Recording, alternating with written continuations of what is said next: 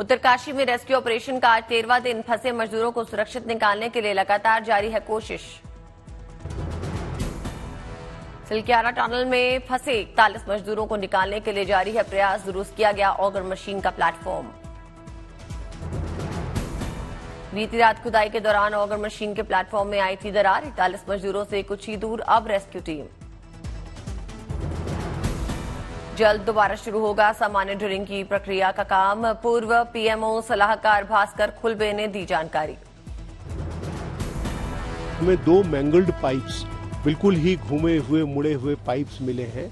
इसका मतलब पहले वो कहीं हमारे लिए उलझन कर रहे थे। अब हमारी उम्मीद काफी अच्छी बनी हुई है। फिलहाल मुड़े हुए पाइप को काटा जा रहा है। इसी पाइप को हटाने में लग रहा है समय। टनल में 14 मीटर और अंदर जाने के लिए भेजे जाएंगे 6-6 मीटर के 3 पाइप। अगले 5 मीटर नहीं आएगी कोई बाधा। अगले 5 मीटर मिलेगा सॉफ्ट मलबा, जिससे तेजी से होगी ड्रिलिंग की प्रक्रिया। शाम तक उत्तरकाशी से आ सकती है गुड न्यूज। पीएमओ के पूर्व सलाहकार भास्कर खुलबे ने जानकारी दी। केंद्रीय मंत्री वीके सिंह पहुंचे मौके पे। सुरंग में चल रहे रेस्क्यू ऑपरेशन का जायजा लिया। 12 दिन बाद भी मजदूरों की तबीयत बिल्कुल ठीक। उन्हें पाइप के जरिए दोनों टाइम पहुंचाया जा रहा है खाना। प्रशासन की ओर से हर तरह की व्यवस्था। मौके पर तैनात है 41 एम्बुलेंस। आपातकाल स्थिति के लिए हवाई मार्ग से ले जाने की भी व्यवस्था। बाहर आते ही सबसे पहले मजदूरों को दी जाएगी उचित मेडिकल सुविधा।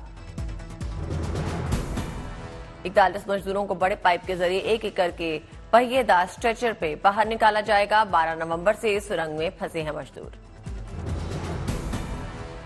देश भर में मजदूरों की सलामती के लिए दुआओं का दौर। उज्जैन में की गई महाकाल की विशेष भस्म आरती।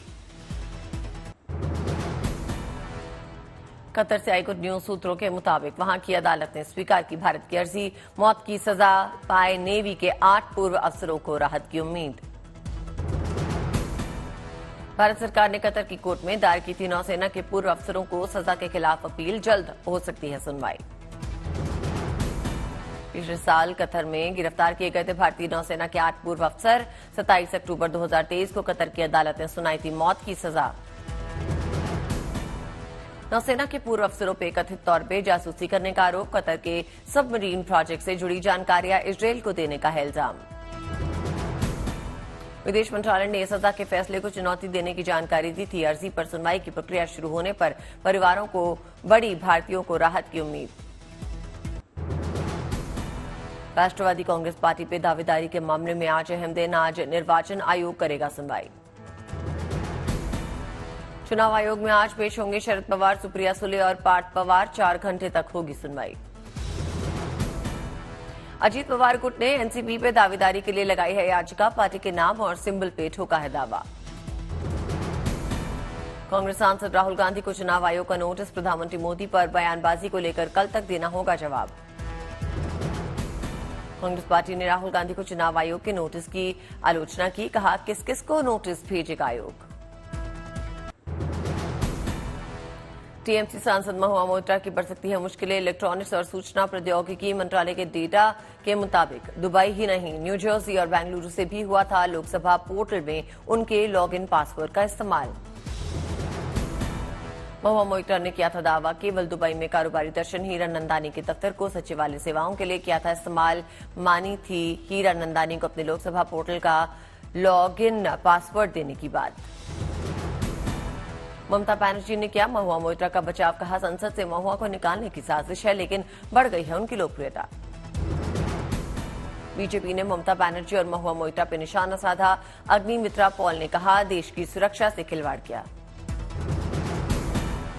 सूत्रों के मुताबिक महुआ मोइत्रा मामले के बाद लोकसभा सचिवालय ने बदले नियम। अब सांसदों के निजी स्टाफ या कोई थर्ड पार्टी डिजिटल संसद वेबसाइट का इस्तेमाल नहीं कर सकेंगे। राजस्थान के बाद अब तेलंगाना में तेज हुआ बीजेपी का चुनावी अभियान। आज तेलंगाना में अमित शाह, नड्डा, राजनाथ सिंह और योगी आदित्यनाथ की रैली होगी। गृहमंत्री अमित शाह आज से 26 नवंबर तक तेलंगाना में चुनाव प्रचार करेंगे। आज गृहमंत्री करेंगे 4 रोड शो। आज हुजूरा, सिकंदराबाद और मुशीराबाद में होंगे बीजेपी अध्यक्ष नड्डा। रोड शो के बाद करेंगे सार्वजनिक बैठक। मेडचल, कारवां और छावनी की सार्वजनिक बैठक में शामिल होंगे रक्षा मंत्री राजनाथ सिंह। लोगों को करेंगे संबोधित। तेलंगाना में आकाशपुरी में रोड शो करते नजर आएंगे। यूपी के CM Yogi Adityanath road show के बाद सार्वजनिक सभा को करेंगे संबोधित। तमिलनाडु के तिरुवन्नमलाई में आस्था का भव्य नजारा, धूमधाम से मनाया गया दीपम महोत्सव। दीपम महोत्सव में निकाली गई भव्य रथ यात्रा, बड़ी संख्या में उमड़े श्रद्धालु। यूपी के हाथरस पहुंचे मंत्री स्वतंत्र देव सिंह, कृष्ण लीला में हुए शामिल।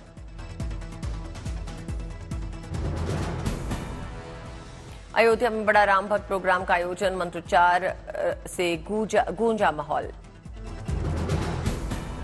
केरल के कोट्टयम में क्रिसमस और नववर्ष प्रदर्शनी का आयोजन, बड़ी संख्या में लोगों ने हिस्सा लिया।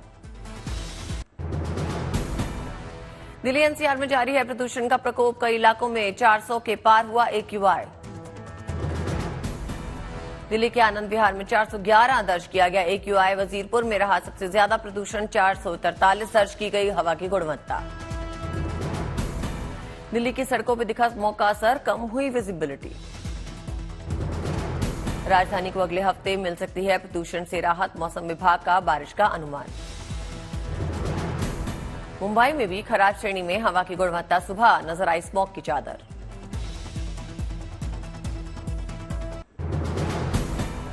तमिलनाडु में बारिश का कहर जारी, कई इलाकों में बरस रहे हैं बादल। बारिश ने लोगों की परेशानियां बढ़ाई, चेंगलपट्टू की सड़कों पर सैलाब आया। तमिलनाडु के नीलगिरी में भी जोरदार बारिश, ट्रैफिक की धीमी हुई रफ्तार। नीलगिरी के कई इलाकों में लैंडस्लाइड की घटना, प्रशासन की ओर से मलबा हटाने का प्रयास जारी। तमिलनाडु में भारी बारिश के कारण प्रशासन का फैसला, कुन्नूर और कोटागिरी के सभी सरकारी और निजी स्कूलों को आज बंद किया गया। गाजा में इजरायल हमास के बीच आज से शुरू हो रहा है युद्ध विराम, बंधकों की होगी रिहाई। 4 दिन के युद्ध विराम के दौरान हमास छोड़ेगा 50 बंधक, महिलाओं और बच्चों की रिहाई पर फोकस। कतर के मध्यस्थ के अनुसार आज शाम 4 बजे तक छोड़ा जा सकेगा बंधकों का पहला जत्था, 13 महिलाओं और बच्चों को मिल सकता है छुटकारा। बंधकों को छोड़े जाने के बदले में इजरायल सरकार फिलिस्तीनी कैदियों को करेगी रिहा, 150 कैदियों को मिल सकती है आजादी। युद्ध विराम के दौरान गाजा में होगी जरूरी सामानों की सप्लाई। मिस्र के अनुसार 4 दिन में 1,30,000 लीटर और 4 ट्रक गैस की होगी आपूर्ति। ब्रिटेन के विदेश मंत्री डेविड कैमरन ने किबुत्स का दौरा किया। 7 अक्टूबर को यहीं पर हमास के आतंकियों ने हमला किया था। डेविड कैमरन ने जेरूशलम में इजरायल के प्रधानमंत्री बेंजामिन नेतन्याहू से मुलाकात की। कहा, हम खड़े हैं इजरायल के साथ, लेकिन मानवीय मदद भी जरूरी। बेंजामिन नेतन्याहू ने इजरायल आने के लिए डेविड कैमरन का अदा किया शुक्रिया। कहा, हमास को खत्म किए बिना नहीं स्थापित हो सकती शांति।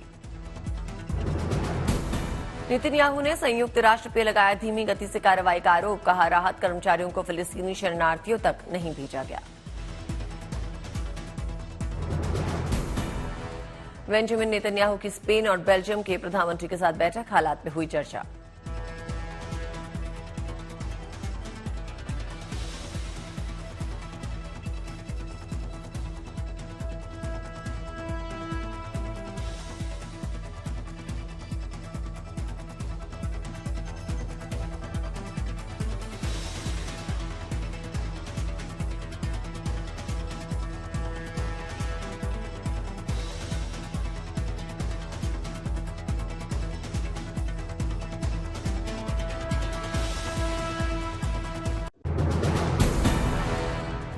इजरायली सेना का ऐलान, उत्तरी गाजा पर नियंत्रण। हमास के सफाई के अभियान का केवल पहला चरण। सीज फायर के दौरान गाजा पट्टी में बनी रहेगी मौजूदगी।